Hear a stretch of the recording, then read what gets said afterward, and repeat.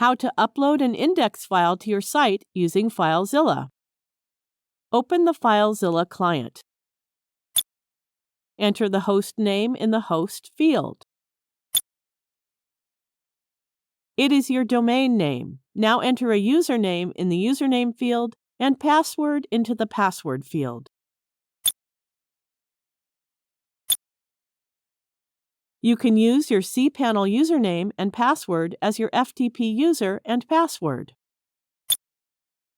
You may leave the port field empty if your login information doesn't specify a specific port to use. Now click the Quick Connect button.